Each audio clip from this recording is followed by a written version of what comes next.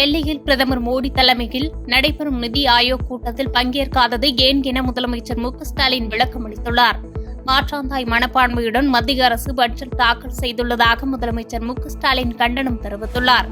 கடந்த 3 ஆண்டுகளாக திராவிட மாடல் அரசு பல்வேறு முற்போக்கு திட்டங்களை செயல்படுத்தி வருகிறது என்பதை மக்கள் அறிவர். நாள்தோறும் திட்டங்கள் மக்கள் மனம்தோறும் மகிழ்ச்சி என்பதே திராவிட மாடல் அரசின் எண்ணம் என்று கூறியுள்ள முதலமைச்சர் மு க ஸ்டாலின், திராவிட மாடல் அரசின் திட்டங்களுக்கு மத்திய பாஜக அரசு இடையூறை ஏற்படுத்தி வருவதாக குற்றம் சாட்டியுள்ளார். செம்மண் குவாரி வழக்கு தொடர்பாக உயர்கல்வித்துறை அமைச்சர் க பொன்முடியின் குடும்பத்தினருக்கு சொந்தமான ₹14.21 கோடி சொத்துக்களை அமலாக்கத்துறை முடக்கியது. அமைச்சர் பொன்முடிக்கு சொந்தமான அசையும் அசையா சொத்துக்கள் என ₹14.21 கோடி சொத்துக்களை அமலாக்கத்துறை முடக்கி நடவடிக்கை எடுத்துள்ளது. இது தொடர்பாக அமலாக்கத்துறை வெளியிட்ட எக்ஸ் தள பதிவில், தமிழ்நாட்டில் சட்டவிரோதமாக செம்மண் அள்ளிய வழக்கில் தற்போதைய உயர்கல்வித்துறை அமைச்சர் க பொன்முடி, அவரது மகனும் எம்பியுமான கௌதம் சிகாமணி, குடும்ப உறுப்பினர்கள் மற்றும் கூட்டாளிகளின் ₹14.21 கோடி மதிப்புள்ள அசையும் அசையா சொத்துக்களை சென்னை அமலாக்கத்துறை பறிமுதல் செய்துள்ளது என தெரிவிக்கப்பட்டுள்ளது. 33வது கோடைக்கால ஒலிம்பிக்ஸ் போட்டிகள் பிரான்ஸ் தலைநகர் பாரிஸில் நேற்று கோலாகலமாக தொடங்கியது. கண்கவர் கலை நிகழ்ச்சிகளில் பாரிஸ் நகரம் விழா கோலம் பூண்டது. ஒலிம்பிக்ஸ் வரலாற்றிலேயே முதல் முறையாக பாரிஸில் பாயும் சென் நதியில் படகுகளில் பங்கேற்கும் நாடுகளின் வீரர் வீராங்கனைகள் அணிவகுத்தனர்.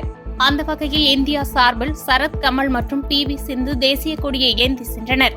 இந்தியா சார்பில் துப்பாக்கிச் சுடுதல், தடகளம் உள்ளிட்ட 16 விளையாட்டுகளில் 117 பேர் களமிறங்க உள்ளதாக தகவல் வெளியாகியுள்ளது.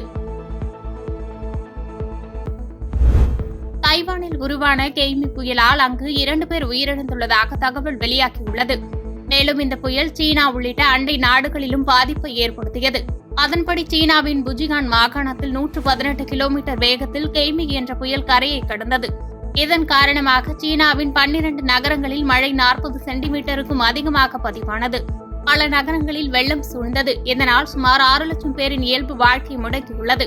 எனவே வெள்ளத்தால் அதிகம் பாதிக்கப்பட்ட பகுதியில் வசிக்கும் மக்களை மீட்புப் படையினர் பாதுகாப்பான இடங்களுக்கு வெளியேற்றி வருகின்றனர். இதற்காக அங்கு பல தற்காலிக நிவாரண முகாம்களும் அமைக்கப்பட்டுள்ளது.